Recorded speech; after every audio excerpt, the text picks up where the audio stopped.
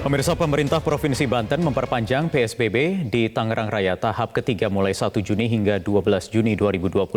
Meski demikian, perpanjangan PSBB Tangerang Raya ini masuk dalam rencana pemerintah pusat yang akan memberlakukan new normal, sehingga dalam pelaksanaannya akan ada sejumlah pelonggaran.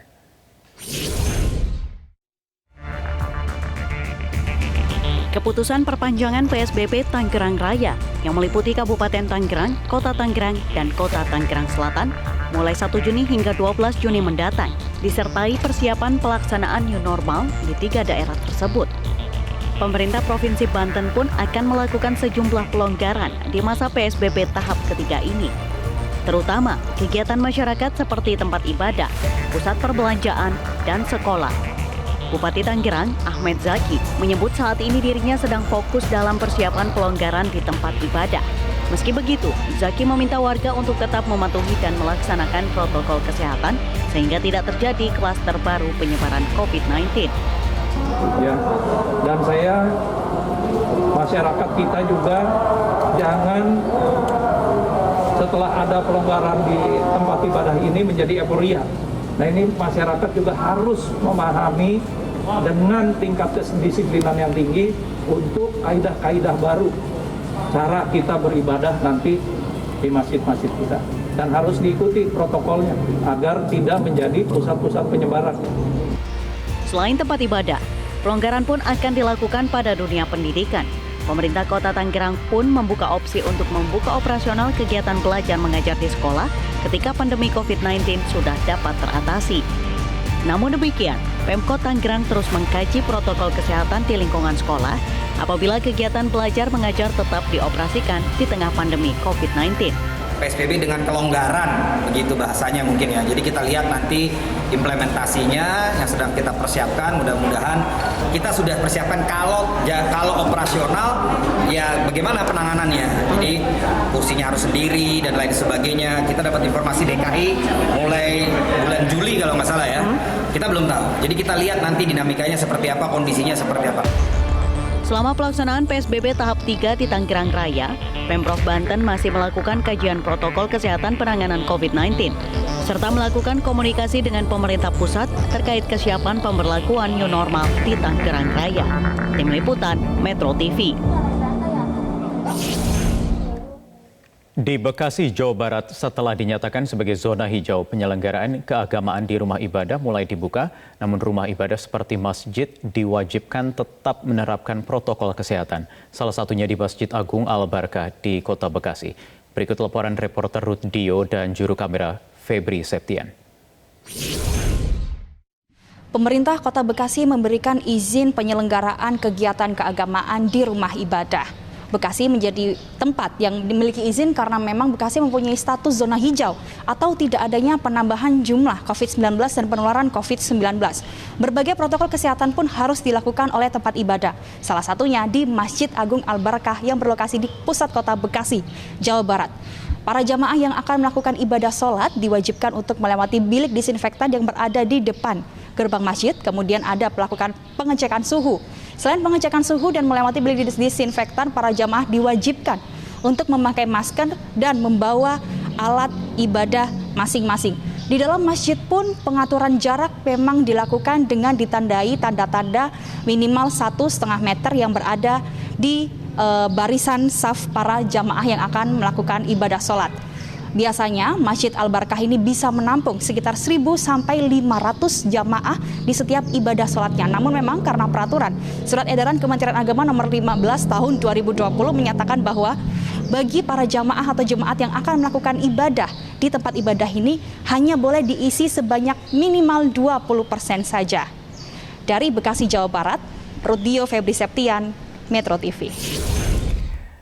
Pemirsa, Tangerang Selatan dan Bekasi menjadi dua wilayah yang berada di dua provinsi yang berbeda yang menerapkan PSBB untuk kembali diperpanjang, namun dengan sejumlah pelonggaran yang juga telah diberlakukan. Kami akan berbincang dengan Wakil Wali Kota Tangerang Selatan Benyamin Daphni dan juga Wali Kota Bekasi, Jawa Barat, Rahmat Effendi. Selamat malam, Bapak-Bapak. Saya ingin ke Pak Rahmat terlebih dahulu. PSBB kembali diperpanjang, tetapi ada sejumlah pelonggaran. Pak Rahmat, bagaimana atau seberapa yakin Anda, pemerintah daerah, supaya nanti ini tidak menjadi tumbuh lagi klaster-klaster baru COVID-19? Ya, terima kasih. Selamat malam, Wahyu dan Bang Wakil Wali Kota Tangerang Selatan. Wahyu, saya sampaikan Kota Bekasi ya, sejak dilakukan simulasi oleh Bapak Presiden telah melakukan langkah-langkah. Yang pertama, kami membuat langkah prafase normal, di mana tahapan perencanaan, sosialisasi sampai dengan uji coba tanggal 1 ini sudah termasuk juga regulasinya. Ya. Yang kedua, kami membuat fase 1 dalam preparasi. Nah, di sini membangun ketaatan protokol, ya, bagaimana kan kami juga diberikan bantuan nih TNI Polri ya terhadap apa-apa yang kami akan lakukan pada new formal ini ya. Termasuk tahapan monitoring, membangun kepercayaan masyarakat, dan juga melakukan monep. Nah, selanjutnya fase recovery. Ya. Fase recovery ini adalah kelanjutan dari fase 1 preparasi. Ya. Dan selanjutnya kami juga fase ketiga, yaitu adalah fase perubahan. Jadi sebenarnya PSBB itu nggak bisa hilang sepanjang COVID-nya masih ada. Jadi mau dibilang apapun juga, kita tetap, karena dasar payung hukumnya untuk melakukan ya pemutus mata rantaian terhadap COVID itu adalah pembatasan sosial di Kota Bekasi, Wahyu. Jadi selama pandemi global ini masih terus berlangsung, PSBB dipastikan tidak akan dicabut, Pak ya? Tidak akan dicabut. Kalau dicabut berarti tidak ada payung hukum kesehatannya lagi. Sementara ya virusnya belum ada vaksin, belum ada obat. Makanya kita melakukan pelonggaran ini. Pertama adalah kita nggak perlu lagi sekarang euforia terhadap warga masyarakat kita terpapar. Pada saat diketemukan satu klaster baru, langsung kita tracking, kita persiapkan perawatan di rumah sakit, dan juga alat-alat dari surveillance-nya terus kan jadi kita nggak perlu khawatir lagi terhadap ada temuan-temuan klaster baru. Ya, ini cukup berbeda dengan apa yang disampaikan oleh sejumlah epidemiolog misalnya yang mengatakan bahwa pemerintah kita di sejumlah daerah ini seperti eksperimen dengan COVID-19 dengan era kenormalan baru atau new normal. Apa tanggapan Anda, Pak Rahmat? Dalam kapasitas ahli epidemiologi itu mereka kan paham karena memang basis ilmunya di situ. Lah kami ini kan berhadapan tiap hari. Jadi ada empiris yang kami pelajari, ada kejadian, ada wilayah, ada lokasi ya. Jadi sebenarnya kami ini adalah orang-orang lengkap yang berhadapan dengan virus di garda depan. Baik. Saya ingin ke Pak Benyamin. Pak Benyamin, bagaimana dengan wilayah Tangerang Selatan? Apa saja yang diperlonggar dan mana saja sektor-sektor yang juga masih ditutup atau belum direlaksasi selama PSBB yang diperpanjang ini? Baik, terima kasih. Selamat malam Bang Rahmat, Pak Wahyu, Bang Wiwoho, Bang Wahyu. Di Tangerang Selatan memang diperpanjang PSBB-nya dengan terbitnya keputusan Ibu Wali Kota nomor 163 tahun 2020, yaitu perpanjangan sampai dengan 14 Mei. Dalam perpanjangan ini, istilahnya adalah PSBB dengan pengecualian yang diperluas. Karena bagaimanapun memang fakta-fakta beberapa angka ODP dan PDP sudah relatif dalam toleransi kami gitu, penambahan per harinya. Nah, yang dilonggarkan atau yang pengecualian yang diperluas ini, yang pertama adalah sektor usaha non pangan seperti toko elektronik, listrik, plastik, pakaian, emas dan lain sebagainya. Kemudian juga pergudangan, itu kita berikan rekomendasi gudang farmasi, gudang kemasan, gudang bahan baku industri strategis ya, dan beberapa yang lain, serta sektor perdagangan dan sektor jasa, bengkel, suku cadang, semen, notaris, PPAT, akuntan, pajak dan sebagainya, itu kita perlonggar, artinya boleh mereka buka dengan catatan protokol kesehatan tetap diterapkan. Ketika terjadi pelanggaran atas protokol kesehatan di Perwal nomor 13 tahun 2020, itu sudah disebutkan sanksi-sanksi yang bisa diterapkan oleh teman-teman kami. Demikian Mas Wahyu. Ya, bagaimana menjamin masyarakat bisa patuh Pak dengan relaksasi PSBB ini, dengan memang kita tahu sudah ada sanksi ancaman hukumannya, tetapi faktanya kita juga temukan di jalan raya misalnya masih banyak warga yang melanggar aturan PSBB. Apa jaminannya bahwa nanti tidak akan muncul klaster-klaster baru di era relaksasi ini, Pak? Ada beberapa hal yang menjadi parameter atau ukuran-ukuran kami. Yang pertama adalah bahwa betul tadi seperti Pak Wali Kota Bekasi juga sampaikan, PSBB ini sepanjang masih ada ya kita akan terus seperti ini. Yang pasti bahwa pelibatan masyarakat dan seluruh tokoh dalam mengawasi pemberlakuan PSBB di jilid ketiga di Tangsel ini yang diperluas, itu lebih intensif lagi. Kalau kemarin kami membentuk gugus tugas sampai ke tingkat RW dan tingkat RT, mereka dilibatkan secara masif, maka kemudian pelibatan para tokoh agama, ketua DKM, kemudian juga tokoh pendidikan, tokoh budaya, itu kami libatkan dengan harapan mereka bisa melakukan peneguran, mengingatkan masyarakat yang lain, karena ini adalah kami harapkan bisa mengawali new normal. Kalau arahnya ke sana, pelibatan seluruh komponen masyarakat itu mutlak harus ikut sertakan. Itu antara lain yang kita harapkan, dengan catatan juga bahwa kami melalui aparat-aparat yang ada di kami, camat, lurah, satpol PP, terus juga berkeliling mengingatkan masyarakat. Baik, Pak Benyamin, Pak Rahmat, sebentar saya ingin tanyakan sejumlah hal lainnya lagi, nanti termasuk apa opsi yang dibuat untuk mengembalikan aktivitas belajar mengajar misalnya, dan juga bagaimana pemerintah daerah di kedua wilayah ini menjamin jumlah testing dan kapasitas testing yang ini menjadi sorotan oleh pakar-pakar epidemiologi di sejumlah wilayah di tanah air. Tetap bersama kami di Prime Time News. Ya, baik, kita lanjutkan lagi berbincang dengan dua kepala daerah di wilayah Banten dan juga Jawa Barat. Saya ingin kembali ke Pak Rahmat Effendi. Pak Rahmat, apalagi sektor-sektor yang mulai dilonggarkan selain juga ada tempat peribadatan, perniagaan. Bagaimana dengan aktivitas belajar mengajar? Ini sudah masuk bulan Juni, nanti bulan depan ini seharusnya sudah mulai lagi masuk tahun ajaran baru. Orang tua ini sudah mulai ketar-ketir, Pak, menantikan kepastian kebijakan dari pemerintah. Ya, pokoknya saya sampaikan, kemarin saya mengevaluasi proses belajar mengajar, termasuk ya merancang sebuah perwal tentang penerimaan siswa baru, kapasitas, dan juga ya persoalan-persoalan wajib dalam rangka memenuhi standar protokol. Nah, di tracking jadwal itu ya tanggal 5 kan kita sudah mulai berproses sampai dengan tanggal 12 Juli. Jadi yang paling penting di situ adalah bagaimana kita membatasi ruang dari sebuah proses belajar mengajar. Kalau yang pada proses normal 32 atau 40 minimal kita kasih 50%. Memang ada 2 shift. Ya, ada 2 shift ya. Dan itu kita sediakan ya hand sanitizer, termasuk juga wajib masker ya, dan kami memang udah meniru DKI, 1 warga banding 2 masker. Memang biayanya agak besar, tapi itulah tuntutan untuk melakukan pemutus mata rantai yang terjadi pada COVID-19.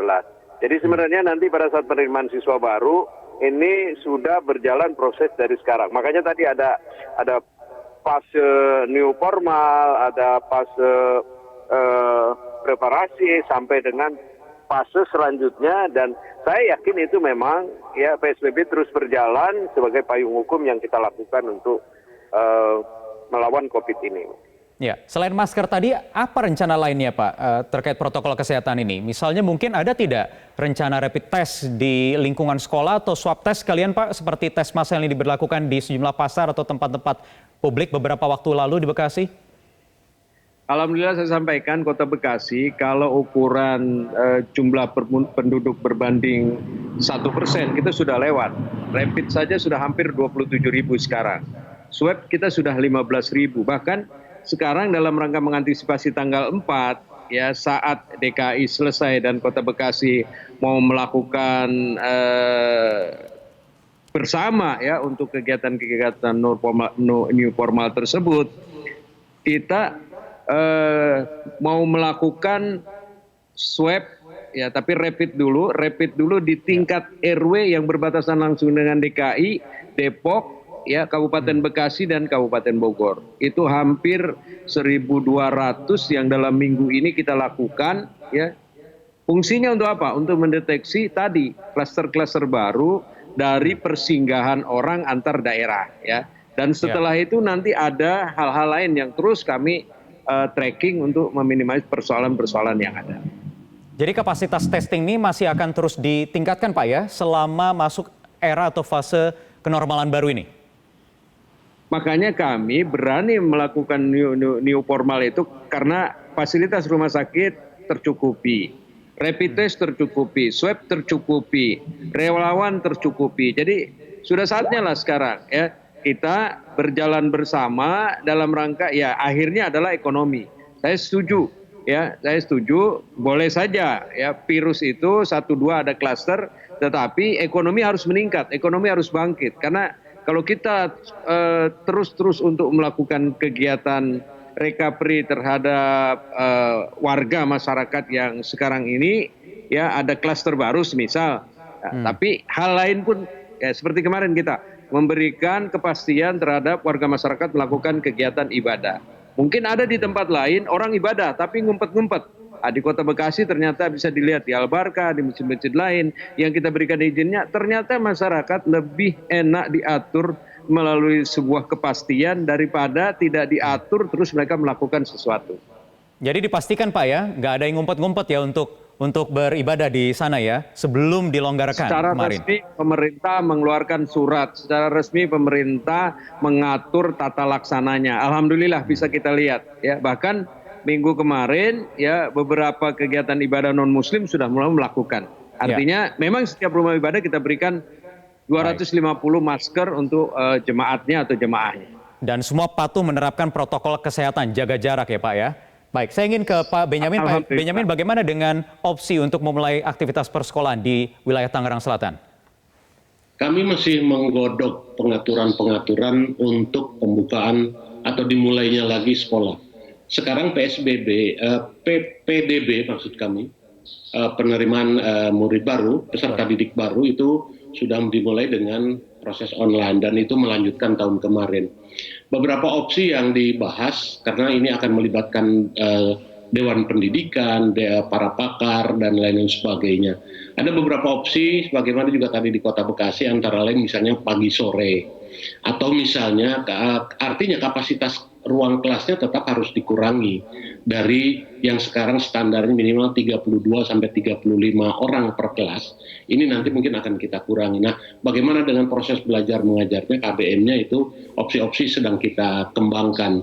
Yang pasti bahwa protokol kesehatan pun di sekolah ini nanti akan secara ketat diterapkan seperti demikian, Mas Tio. Ya.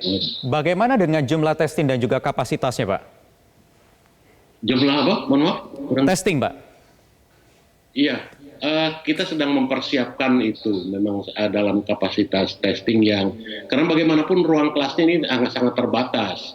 Yang kita harapkan tentunya kami bekerja sama dengan perguruan swasta juga, sekolah-sekolah swasta yang ada di Kota Tangerang Selatan tersebar banyak sekali, supaya nanti mereka juga bisa melakukan berbarengan proses penerimaan peserta didik barunya, sehingga tidak ada murid yang tidak bersekolah. Kita harapkan seperti demikian.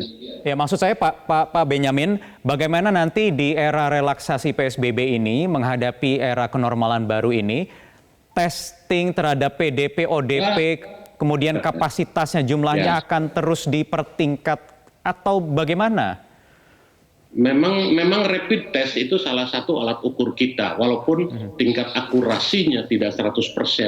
Tetapi ini adalah langkah awal. Rapid test nanti akan kita terapkan di di sekolah-sekolah. Ketika mereka masuk 10 hari pertama mereka harus mengikuti rapid test terlebih dahulu. Diikuti dengan 10 hari kedua nanti.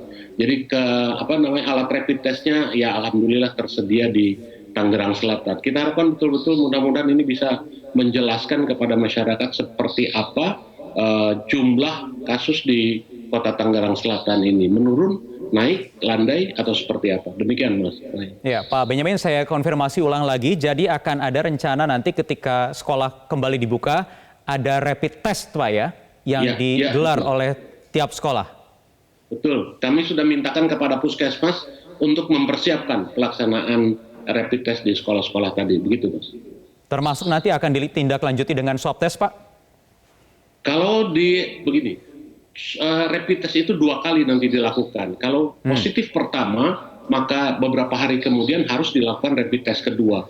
Kalau di situ positif juga langsung kepada swab nantinya, Pak. Kita sedang bekerja sama juga dan akan meminta bantuan dari lembaga-lembaga lain, dari BIN misalnya yang kemarin sudah menggelar rapid dan swab test di Tangerang Selatan, di Kecamatan Pondokaren. Demikian.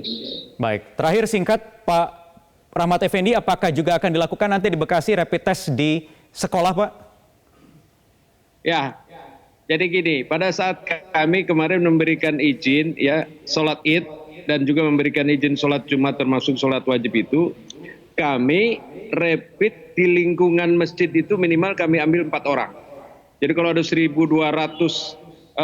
masjid di Kota Bekasi, kemarin kali 4 ya. Nah, kalau ada diketemukan nanti, kalau Pak Bang Wakil Wali Kota Tangerang Selatan tadi rapid baru swab. Kalau kami rapid langsung swab ya. Karena untuk kecepatan waktu, jangan sampai dia bergulir, dia menjadi OTG ya. Jadi kalau nanti ada di SD ada 2.000 ya, kami berikan 2.000 tes untuk di sekitar itu, kita acak, kita lacak sehingga untuk mengetahui secepat mungkin ya pandemi atau kasus-kasus baru yang akan timbul untuk kita lakukan swab. Baik, terima kasih Pak Rahmat Effendi, Wali Kota Bekasi, dan juga tadi ada Wakil Wali Kota Tangerang Selatan Benyamin Daphni sudah bergabung bersama kami di Prime Time News.